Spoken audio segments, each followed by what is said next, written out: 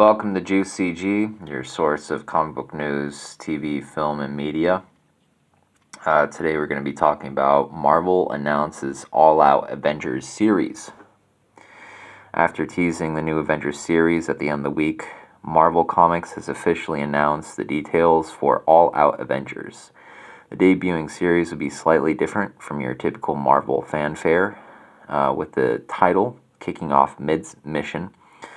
Bringing the action-packed series to life is the creative team, writer Derek Landy, artist Greg Land, inker Jay Leistein, and colorist Frank D. Armata, who I've heard is a very good colorist. All Out Avengers was officially announced Sunday afternoon at the Pine OCB panel at the Fan Expo of Philadelphia. So this is going to be in the same vein as Non-Stop Spider-Man by Joe Kelly, Dale Eaglesham, Geraldo Sandoval, and Chris Bachalo. It's been described as relentless action, epic storytelling, mind-melting art, and relevant themes, all grounded by heart and soul from all-time favorite character, Spider-Man. Teaser art and cover for All Out Avengers is by Greg Land and Leistein and D. Armata, who features the heroes Captain America, She-Hulk, Black Panther, Spider-Man, and Spider-Woman. So, and I'll show you some of the artwork.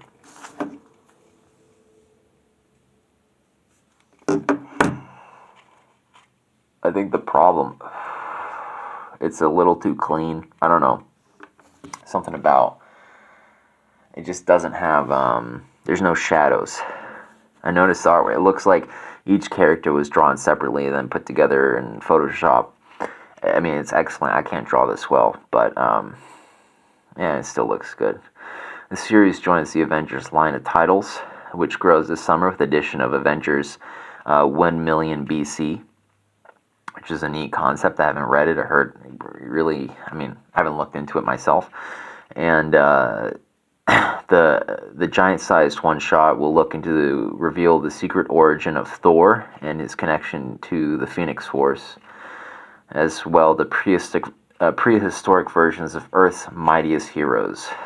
Along with Thor's father Odin, we have Phoenix, Black Panther, Iron Fist, Ghost Rider, Agamotto, and Starbrand. The prehistoric Avengers have been an important key to my Avengers run, Aaron explained. And yeah, that's about it for this one. So interesting, they got a lot to work with all those characters. So moving on, another article from comicbook.com. Better Call Saul Breaking Bad's Bryan Cranston and Aaron Paul confirmed to appear in final season. This article is written by Jamie Levette.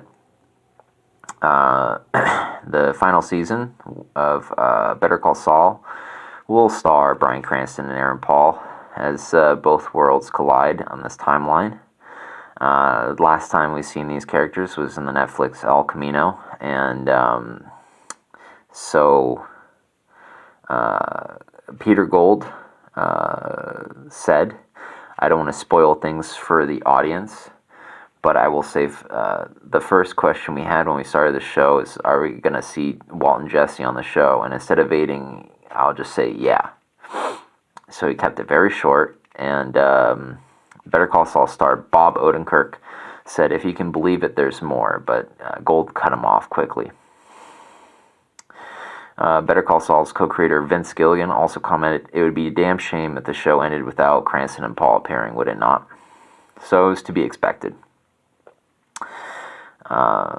The panel announced that stars Gina Carano Esposito and Ray Seahorn will direct episodes of the final season. And the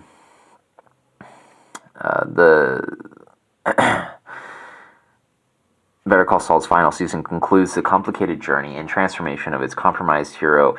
Hero is a stretch.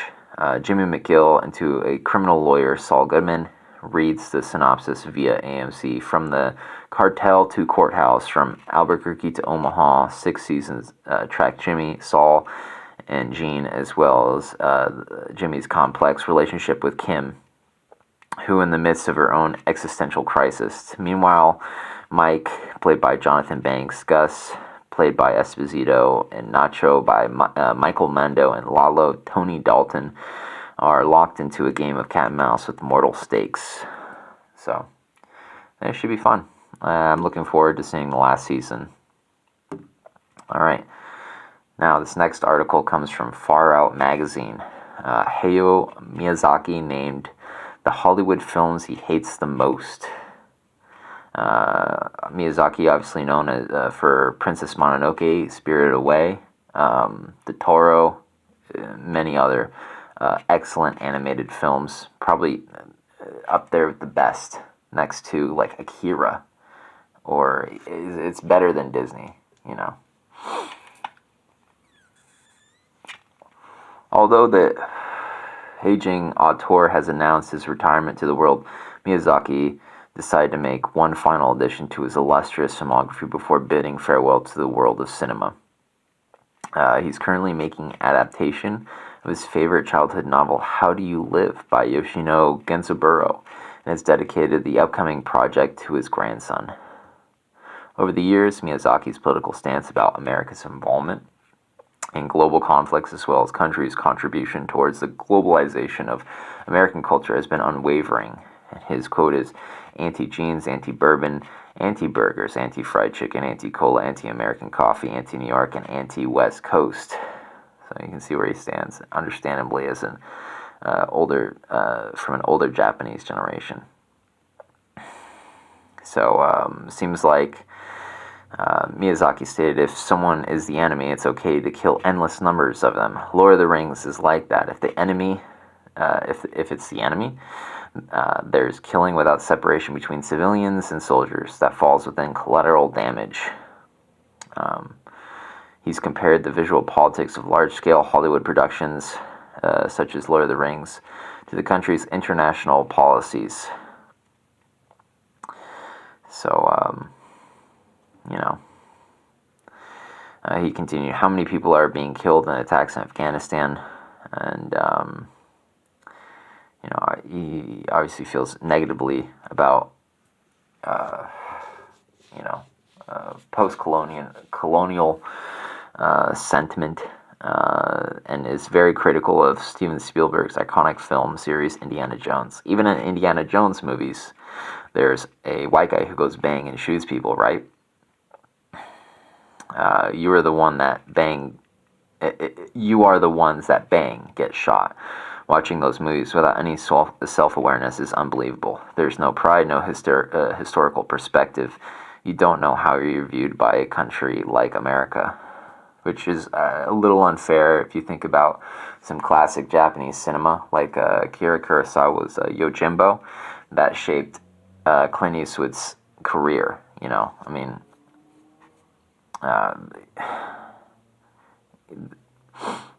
there's violence everywhere, you know, but I can understand where he's coming from. Okay, next article, again from Far Out Magazine. When Jack Nicholson discovered that his sister was actually his mother, which is kind of a callback to one of his greatest works like Chinatown, and he was also in The Shining and One Flew Over the Cuckoo's Nest, As Good as It Gets, Batman, countless films. And Nicholson continues to be regarded as one of the greatest living actors of our time. Parallel to his stellar career, Nicholson's personal life has been quite the opposite.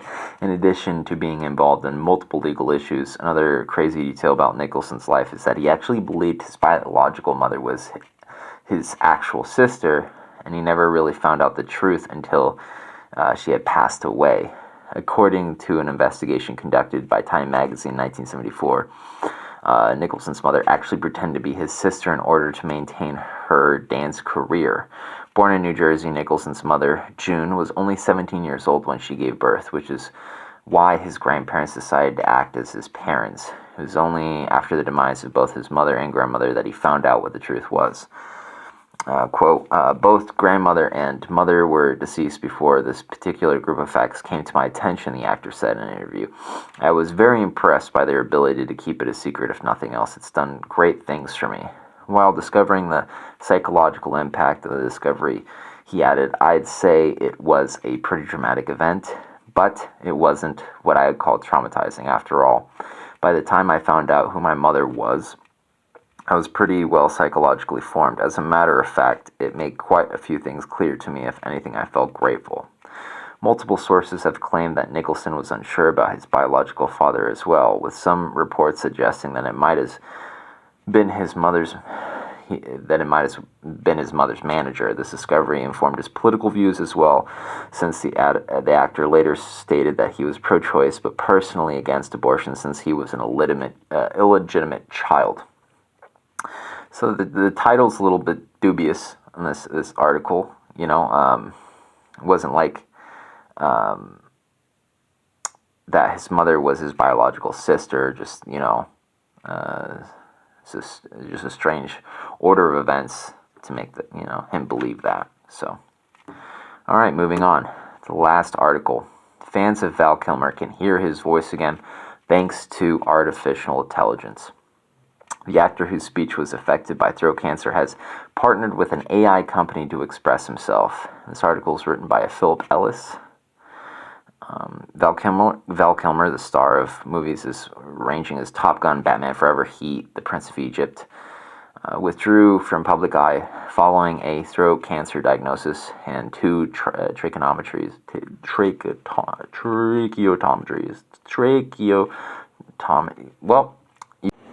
And so the actor now uses a voice box, and this is quite tragic. So he says, speaking, once my joy and lifeblood has become an hourly struggle. He wrote in his 2020 memoir, I'm Your Huckleberry, describing his voice as Marlo Brando after a couple of bottles of tequila. It isn't a frog in my throat, more like a buffalo. A company, Sonatanic, generated a version of his speech using artificial intelligence based on existing footage and recordings of his voice. We all have the capacity to be creative. We are all driven to share our deepest dreams and ideas with the world, and when we think of the most talented creative people, they speak to us in a unique way. So I'm glad he has the tools to express himself. That's wonderful. All right, well, hope you guys are all doing well. Please like and subscribe, and see you later.